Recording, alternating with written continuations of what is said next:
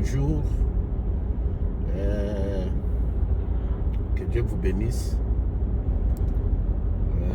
Bon dia. Jambo. Moyo wenwao. Mbote na beno.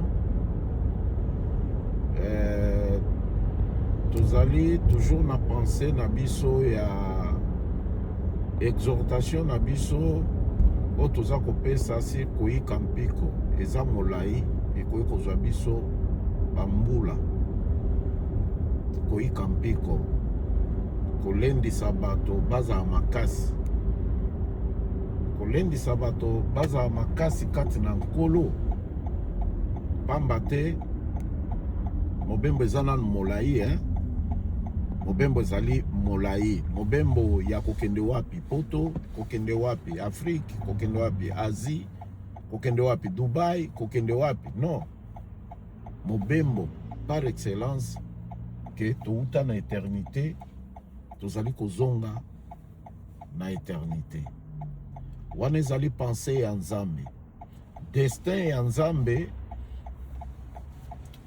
ya Nzambe ezali ke tozonga epai kani oyo tozalaka na Nzambe esika masolo ebanda o bandeko na nga bakino babengaka masolo esika masolo ebanda nde nalobaka yo ifo miyeba ososola oyeba masolo ebanda wapi yo na Nzambe masolo ya yo na Nzambe ebanda na éternité Nzambe azalaka Elohim wana eza baattribu ya Nzambe na kombo ya Nzambe na chaque kombo ya Nzambe ezalaki kozala pe na signification na yango Dieu en tant que Elohim elingi koloba Dieu de toute suffisance c'est-à-dire quoi avant que mokili ezala Nzambe azalaki déjà Nzambe. Vous voyez un peu tout ce que nous voyons que Dieu a créé nyonso wana ezalaki na kati ya Elohim na kati ya bonzambe. Voyez, lorsque Dieu vivait avant na éternité, puisque Nzambe azalaka na début te azalaka na suka te, tout ce que nous voyons là, au totalaka, au tomonaka, tozwa nanu nature kaka, totika nanu biloko muto asali. Nature, nous voyons le soleil, tomonaka mbule noki, tomonaka ebale, tomonaka, tosantaka mupepe. Voyez un peu, mabele tonyataka. Biloko nyonso wane kelami na Nzambe. Ce n'est pas les Américains qui nous ont amené ça. Ce n'est pas les Chinois qui nous ont amené ça. Oh, natangeli yo nature wana eza ebele, c'est que Dieu, l'œuvre de Dieu. Oh, Nzambe akela. Siko biloko nyonso wana tango Nzambe azalaka Elohim ezalaka te mezalaka na kati ya Nzambe, na kati ya bonzambe. Wana eza ba profondeur. Ezali na kati ya Nzambe, nde bazali ko benga ye Elohim, Dieu de toute suffisance. Na biso bato. Na yo nanga ndeko nanga, osambela kate. Tozalaka renfermé quelque part. Tozalaka renfermé wapi? Tozalaka renfermé na kati ya kilo Elohim. Na kati ya Nzambe. On comprend? Sikoyo Nzambe azalaki kolinga ete ba tribu na ye tout ezala en fonction, ezala en activité. Et Nzamba bandi koyoka désir ya kokela. Lorsque Nzamba bandi koyoka désir ya kokela, Nzambe a pensé nanu na mokilité. Mokili c'est-à-dire otozomona moi sanza butu pokwa tongo mai mabele mupepe. C'est que Dieu a pensé premièrement de créer, de le faire manifester, c'était l'homme. Et Nzambe a créé son image mususu te, il a pris son image. Nzambe a bien. Nzambe a bien. Dieu a pris son image pour créer l'homme. On a qui souci peut penser ensemble. Et lorsque Dieu a pensé de créer l'homme, c'est par là que nous avons freiné dans nos mots. Dengue vient en aïe, que son âme repose en paix. Azaïk pe ko sekisabiso mingi vient en aïe danga. O bazaki na caporal Mulumba na Aburangando. Alobi ke tang na moni Aburangando akufi tozaki na matanga. Namoni mwasi na ye onkrelete, neverete, soki banana ngaba na freiner bango. Système ya freinage. Nzamba freiner nanu mutu. Alobi yo zala nanu awa. Bao ba yebi histoire wana. Ya théâtre wana. Ba yebi. Ezaki kaka pona ko animer muke. Na pesa yo penser na motiver yo. Na linkolo banini. Nzamba freiner nanu mutu. Et Dieu commence à préparer pour l'homme.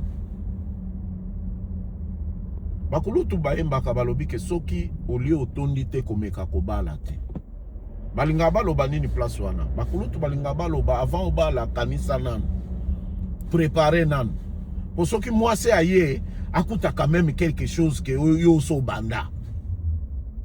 Nakangi nafungola ki parenthèse nakangi parenthèse. Dieu a pensé pour l'homme. Dieu a commencé à créer. Tout ce que Dieu a créé là, Dieu, ce n'était pas pour lui. Dieu n'a pas créé le monde pour lui. Nzamba kela mokili pona yete, nzamba kela mai pona yete, nzamba kela mupepe pona yete. Biloko nyonso wana o biso zomona, c'est seulement une petite partie. Ya bon nzambe oyo abimisa a sanza a faire manifester yango na mokili. Pour bisoto vivre. Dieu a fait tout ça, pas pour lui, mais Dieu a fait tout ça pour l'homme. C'est pour donner à l'homme. C'est pourquoi nous avons bandé kokelana nos jardins d'Éden avant nous la manifester. Mais la création par excellence, depuis l'éternité, l'homme existait, l'homme était déjà créé avant que Dieu commence à créer le monde. Puisque tout ce que Dieu a créé pour l'homme, Nzamba calcula yango, Nzamba mesira yango. Pour pepe tellement eza ebele na mokili. Bien aimé, so bakangi yo na kati ya récipient moko boye, bidon vide ou bien batio na citerne mo boye. Batondi si mu pepe kuna na kati, batio kuna okoko respirer te okufa. Okufa. Mais tala ndenge nzamba bimisi mu pepe na mokili mobimba, ils ont permettre muto à respirer na mesure na ye. Comprendre? Dieu a fait tout pour l'homme sur mesure. Muto akoko nyata mabele mais mabele zo dindate. Mais mabele selon la création, selon science et ambonzambe, mabele vanda likolo mai. Pour liboso zaki mai nzamba eko bimsa mabele, avandi si mabele likolo mai. So nzamba linga dindisa mokili un jour dindisa. Mais toujours souhaité nzambe pardon, qu'on dindisa mokili te. Tout ce que Dieu a créé ça pour l'homme. Dieu a créé ça pour l'homme. Maintenant, connaître le chemin de ta destinée, et ça l'une des temps où muto a bébi si na jardin d'Éden. Tant où muto a bébi si na jardin d'Éden, ne epesi nzambe likanisi ya koboma mokili. Sikoyo nzambe atieli mutu ba condition ya ke soki olingi ozonga na éternité. Esengeli otambola boye, obongola motema na yo, okima masumu, otambola boye, pona lobiko na yo. Voilà, wana pesa masolo mususu. Mais connaître les chemins de ta destinée. Total un exemple, moko to pesa o ezali malamu édifiant pona biso ezali exemple ya moto oyo babengi Jacob. Jacob azaka n'est pas na bango. n'est-ce pas? Jacob azaki me pas na bango. Un jour, Jacob abebani na ndeko na ye Esaü. Tango abebani na ndeko na ye Esaü, se sentaki menacé jusqu'à ce que maman lukeli ye refuge. Alobi que onanda kwa papa na yo eza ko simba lisusu te. Je préfère okima ba menace ya ndeko na yo et pas ya noko na yo, n'est-ce pas? Et pas ya noko na yo là-bas oyo azali ndeko na ngai. Vous allez comprendre avec moi que Jacob likaniswane zaki na ya tandenga kimaki, mais ngai nakansango boye révélation ezali moko ya libanga oyo esala fondation ya parole de Dieu nakati ya église. Puisque quand on parle de Jacob, son histoire, pourquoi tout est à Kango le lopo Isaki bisoza tozaki Jacob te tozaki Léa te tozaki Rachel te. Pourquoi nous le prêchons aujourd'hui? Nous le prêchons aujourd'hui.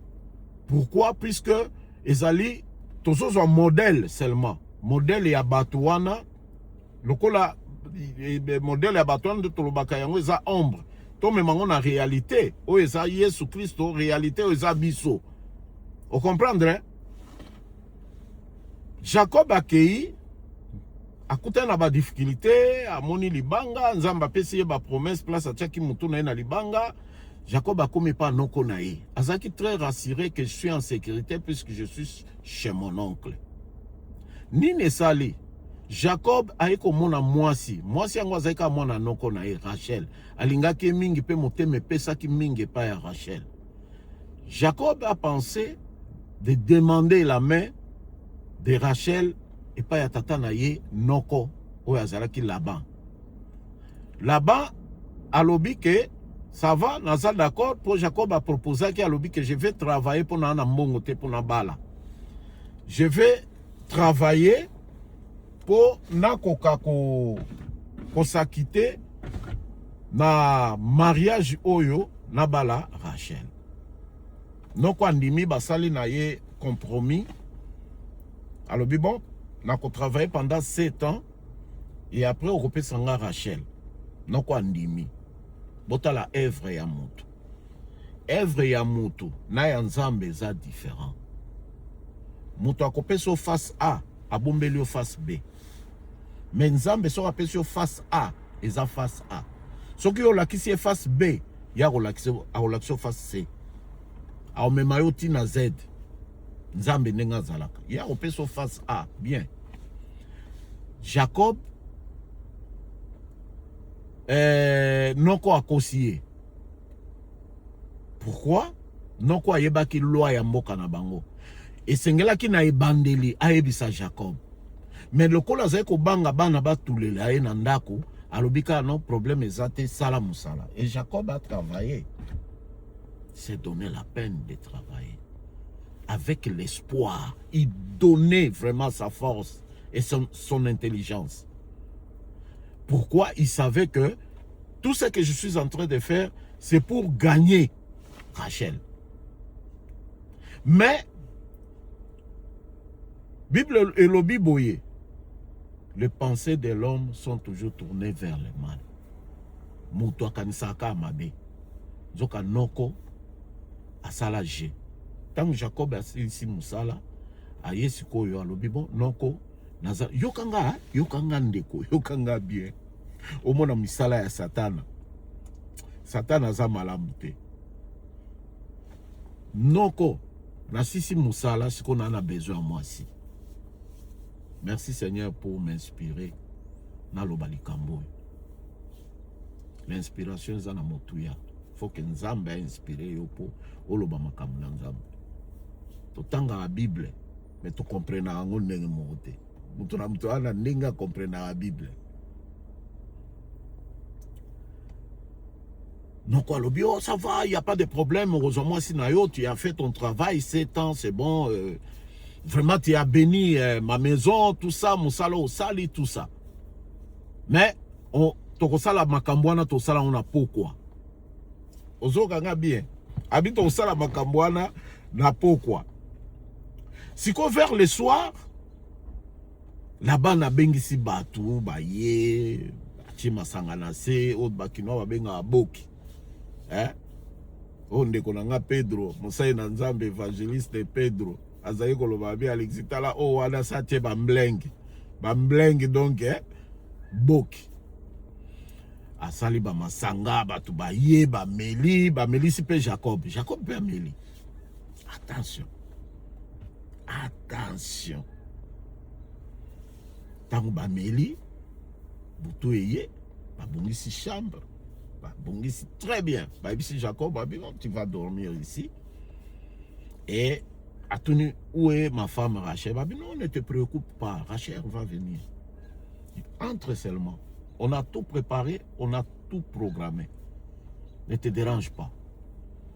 Jacob a créé une chambre à l'âle. Na butu wana, na molili wana, bakotisi, ole bakotisa Rachel, bakotisi Léa. Tangu Léa koti, Jacob peut maël na ezaki sous normalité. Pourquoi? 1. Amela qui n'a no vigno ebele, na fait tu wana butu. 2. La nuit, c'est les ténèbres. Et les ténèbres, c'est la confusion. Muto yazotambola na molili ya kobeta mabaku. Muto yazotambola na molili ya kokwea na libulu. Muto yazotambola na molili ya komona liboso te. Molili eza symbole ya molili ya Satana. Esika nzamba zate, esika lumière ezalite. Petelo, Yesu alobi na ibana, boko pesa ngambisi. Petelo alobi nini? Tosali musala butu mobimba tozuite. Yesu abi pesa ngana no boatu na yo. Pourquoi? Puisque Jésus était la lumière. Pierre a travaillé la nuit, il n'a rien trouvé. Si tu travailles dans les ténèbres, tu travailles la nuit, ozoelo côté. Zamba pambola bande konyoso baze édifier na parole oyo. Même au développé en une église na yo, même au développé en une matière na yo. Nazana moi part ya bénédiction. Ce qui nous a pambolu ya ko pambola pengai. Travailler dans la nuit, c'est la confusion. Jésus était la lumière. Alobi ke muinda batiaka on likolo a mesa, batiaka on a sa mesa te. Lorsque Jésus est arrivé là-bas, c'était la lumière, c'était le jour. D'ailleurs, sur le pesa boîte, petelo a pesi boîte. D'ailleurs, a pesi boîte na muto ya yebite. Na ba frustration ya kozanga mbisi. Mais Pedro azalaki na don ya libéralité. Ayebi nzambe te, akendaka église te, azane païen, commerçant. Mais il voit quelqu'un, un homme aye, yé na ba frustration, ba mpia kanaye, est-ce que yo ko sala ngolelo? Ba futi yote mutu moko bimelo na parler à lobi ke non bana ba balala kinzala lobi lukela ngambongo obi ne on fâché mais Petelo a fâché Jésus ayebi mutu ngote ayebi Yesu te akamati boato apesi Yesu azui boato utiliser boato teya asisi a lobi zo boato na yo maintenant kota na boato boaka filet na yo ozwambisi ya lobi non j'étais là bisiko uti wana na zaki wana na zuite. Bien aimé, mais quand les sous siko rataki. Cette fois-ci, aux salangona Yesu.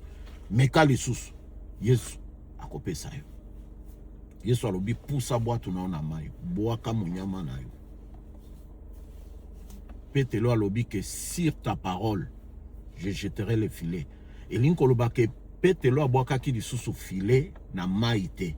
A boaka ki siko filet sur la parole de Christ. Ata oboyi révélation.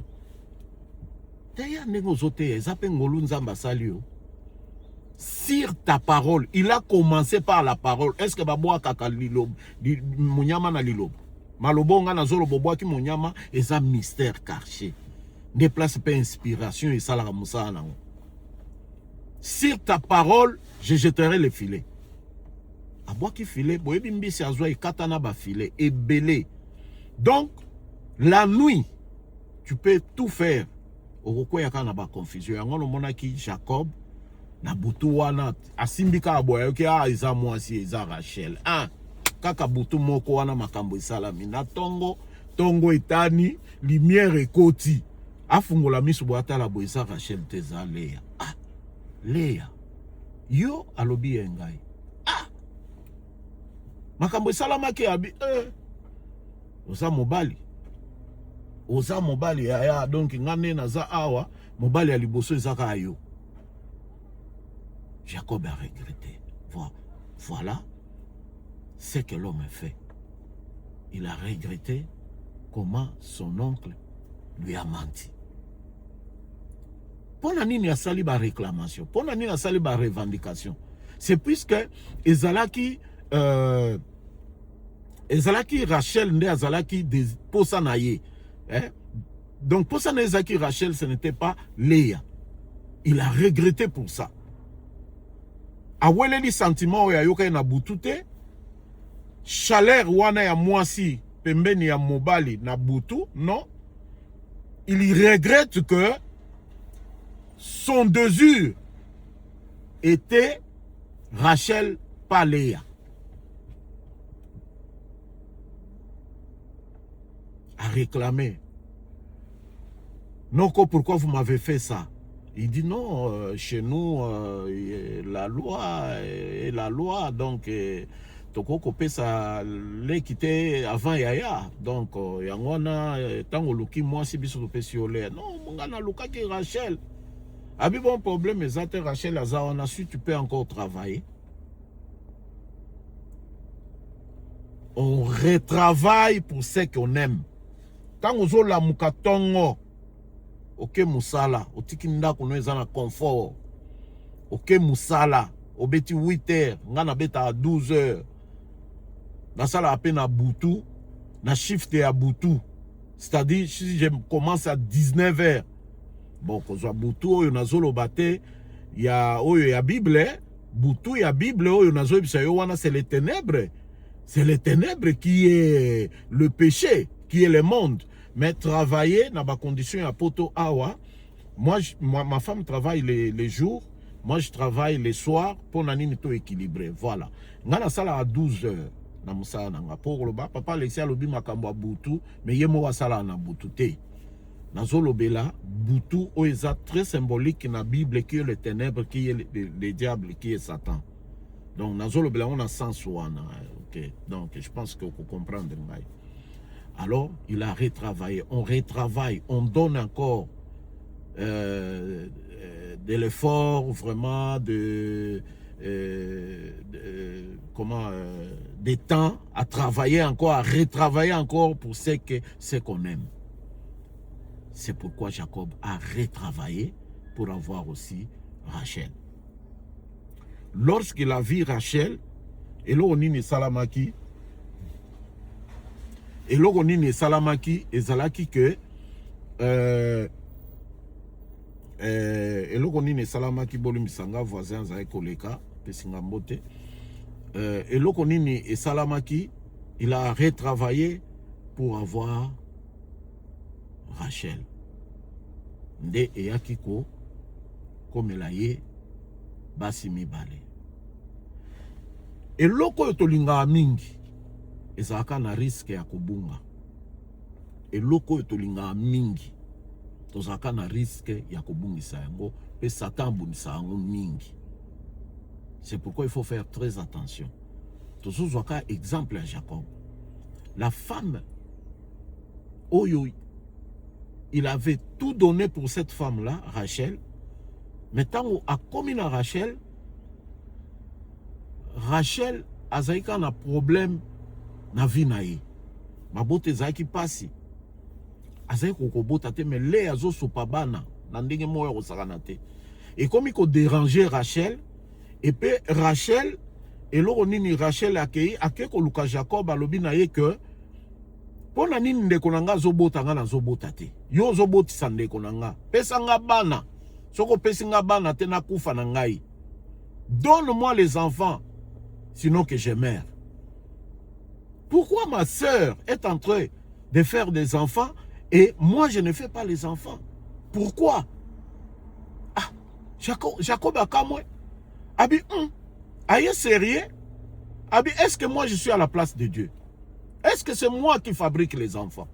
Est-ce que c'est moi qui donne les enfants? C'est Dieu qui donne les enfants. Ce n'est pas moi. Vous comprenez un peu? Et ça, dans ma kambu mususu frère, ils ont intelligence na yote.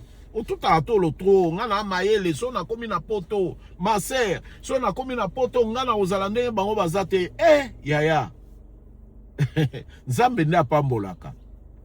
Nzambe on peut so courage à rosala, nzambe on peut so maele. Mais na makambu nyonso, il faut que la nzambe. Jacob abi ngana za na place ya nzambe te, pona pesa, pona sala. Mais, j'ai aimé ce que Jacob a fait. La Bible dit que Jacob, je pense Jacob, même Isaac, il a fait autant. Implora l'Éternel à cause de sa femme qui était stérile. C'est ce qu'on peut faire dans la vie. Prier pour ta femme, prier pour ton mari, prier pour tes enfants. C'est quelque chose de très important. Na komi na ndako, na lingi na kitate, poso na kiti vidéo yu katana. Ya ona zo lingana si sa pense, po na ndako pense msou eza. So na kote na ndako, na kozo inspiration msou. Mais inspiration na ye nango na nzela, na lingi na sirisa, na komi na suka. Suka te mena, ibisi bino ke, mateyo eza moulayi, ezo kende vraiment musika. C'est dans le sens que, vous allez comprendre avec moi, Rachel vit na ye zalaki facilité. Mabota pasi, tangwa boti Joseph, mabota ya mibale, aeko bota, aeko kufa. Donc là, mabota ya mibale eko memaye. Tu vois que Jacob azaki na pasi mingi. Ce qu'on aime et où me la rapenzate. Et moi, nana Joseph, azwaka bolingonyo so ya mama, papa atiaka ngo na mwana wana Joseph. Et nini esalami na kati ya mwana wana Joseph, bande konepe baeko inaye, baeko bomaye. Vous voyez un peu ça, bomaye te, voilà, batekaye, bazali na souci bomaye. Baeko ibisa papa ke moi anu akufi. Boibi papa alelaka mingi. Mais moi na kufa kite azalaki. Seulement que nous devons connaître les chemins de la destinée. Zela ya destinée toko développer yango. Mutu mususu mosena nzambe moko kala. Na sisi côté ya likambo yo, ayibisinga lobi Alexis c'est difficile mutu ayeba nzela ya destinée na ye. Ngabi ambo. Tozonga na Bible. Pona nini Jacob alakaka Laban. Alobi ke tango ekoki na lingi na zonga na Bethel. Oyebi Bethel eza. Bethel ezali place atiaka mutu na ye na libanga. Tango amona lola, amona nzambe, nzambe kolobela ye. Abengaka esika wana Bethel, porte du ciel. Abina zozonga. Il devait passer par là. Avant que Ndokutana ndekona ye ezao. Il devait passer par là. Ayebaka place yango. Frère, touti na éternité. Ndenge ndeko mususu ateyaka quelque part alobi biso toyebaka epai touti mesika tokendaka toyebite wana eza yo mais biso toyebi ke touti na nzambe tokozonga na nzambe touti na éternité tokozonga na éternité yango wana Salomon alobi ke c'est que Dieu a mis en l'homme c'est la pensée de l'éternité et loko ya malamu oyo nzambe asalaki nzambe atie pensée c'est-à-dire okanisaka c'est ça loko oza immigré te. Ok, ko immigré na Brésil, ok, ko immigré na États-Unis, na Canada, na Australie, na Europe, na Asie. Mais oza na mboka na yo d'origine, ndeko. Oza na mboka na yo d'origine. Mboka na yo d'origine wana, un jour eko pousse yo ozonga. Na mboka na yo, soit ok ko visiter, soit ok ko demeurer. Po ba mboka ba poto yo tamzona ki mubange na yo okokangote. Alors, soki mutu ayebi mboka na ye d'origine. Comment nga na bunga nzela? Na yebi nde na ufuta ticket, na yebi nde na uzwa visa, je retourne chez moi.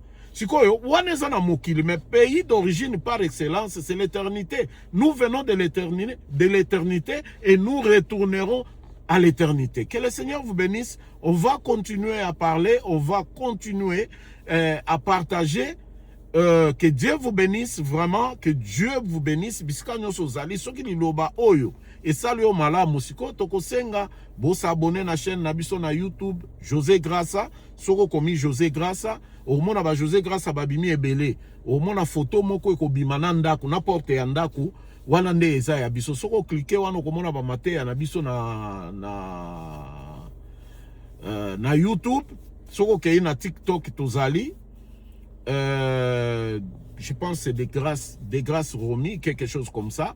Soko luki biso na TikTok, okomona biso, na stati to tiaka, mais avec beaucoup de difficultés, puisque